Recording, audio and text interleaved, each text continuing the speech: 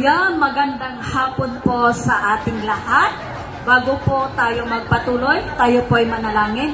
Father God in heaven, marami pong salamat sa oras na ito. Lord, we claim, Father God, the victory of your words today that we're going, O God, na amin pong mapapakinggan. Lord, open our spiritual understanding so that we'll be able, O God, to grasp your message.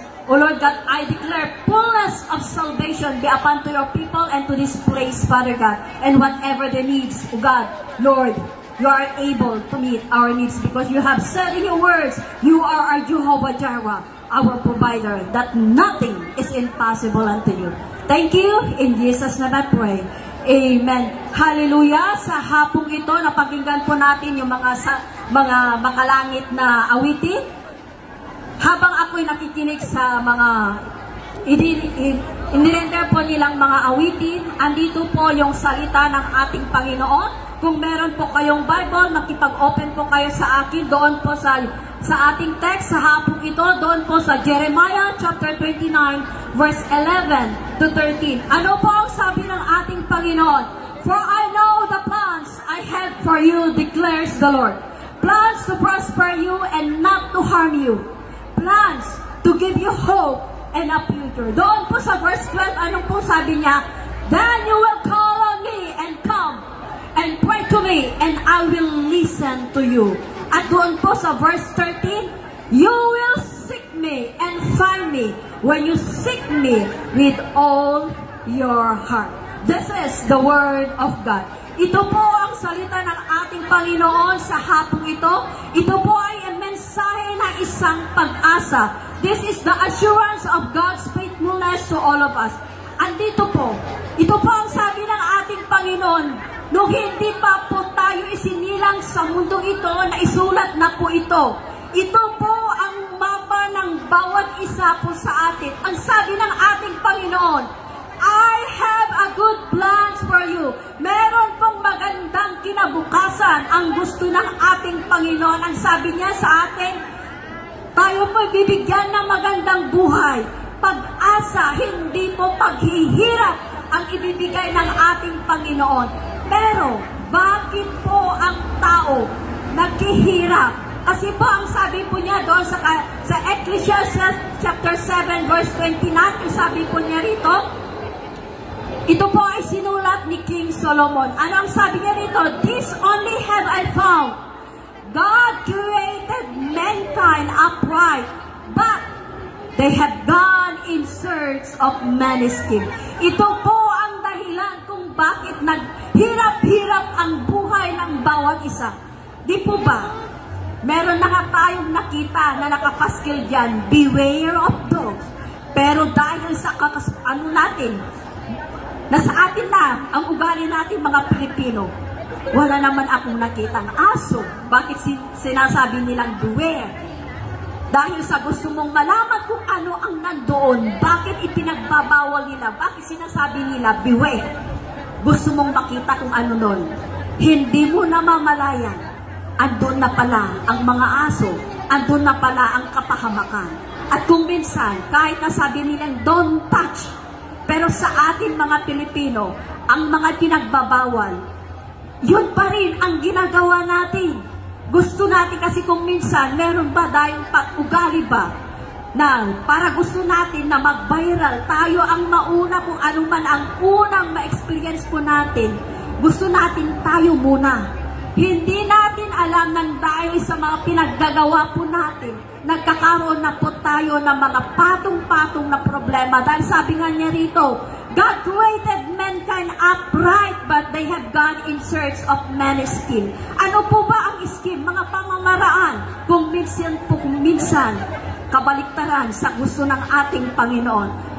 Gusto lang natin na makamtan natin ang ating minimithi. Ano po ang ginagawa natin? Kung minsan, gumagawa po tayo na hindi naaayon sa kalooban ng ating Panginoon. Pagkatapos niya, nagkaroon na po tayo ng mga problema. At doon na po pumapasok ang kasalanan. Dahil ang sabi natin, walang nakakakita. Pero ito ang tandahan po natin, mga kaibigan, mga kapatid. May Diyos nakakakita kung anuman po ang ating ginagawa. Kung anuman po ang nasa puso, kung ano ang nasa isip natin, alam ng Diyos yan. Ano man po ang mithiin ng bawat isa, alam ng Diyos yan. Kasi nga, nakaplano na po yan. Nakamapa na ang buhay ng bawat isa sa atin.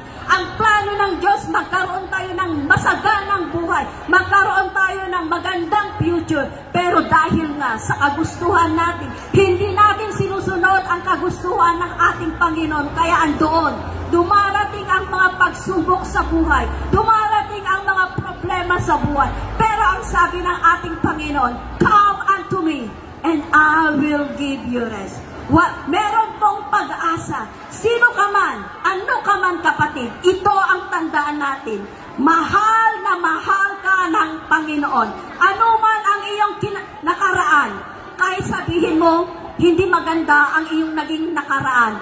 Hindi po yan sagabal na tayo po'y lumapit sa ating Panginoon dahil andyan po ang ating Panginoon na handang tumanggap sa atin. Ang gawin lang natin, magtiwala dahil andyan ang pangako ng ating Panginoon. Kailanman hindi kita iiwan, hindi kita pababayan. Iyan ang pangako ng ating Panginoon. Mula noon hanggang ngayon ay kailanman hindi nagmamaliw ang pangako, hindi nagmamaliw ang pagmamahal ng ating Panginoon. Kaya nga po mga kaibigan, anuman po ang mga problema ang dumarating, anuman po ang mga pinagdaraanan natin, ang sinasabi ng ating Panginoon, halika kayo, ibigay ninyo sa akin.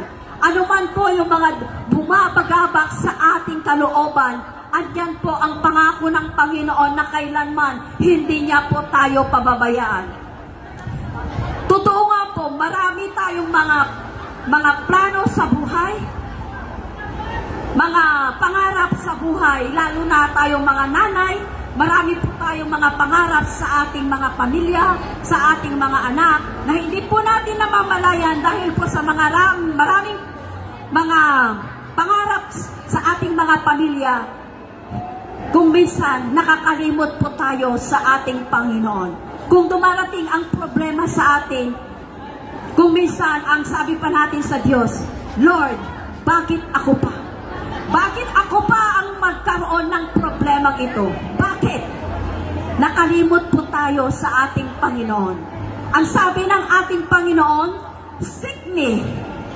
Yan ang pangako ng Panginoon. Na kung tayo'y may day off, siya ang dapat unahin natin. Makinig po tayo tulad ng ginagawa natin ngayon.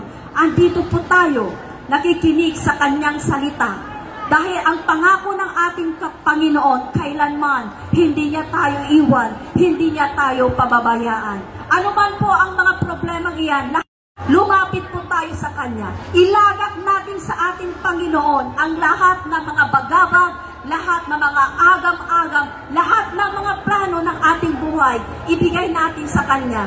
Sabihin natin sa Kanya, Lord, I need your help. Kasi maganda ang plano ng Panginoon kasi iyan ang sabi niya, I know the plans I have for you. A plans to prosper and not to harm you. A plan to give you hope and a future. Iyan ang plano ng Panginoon sa atin mula noon hanggang ngayon. Kung bakit nagkakaroon tayo ng mga problema sa buhay?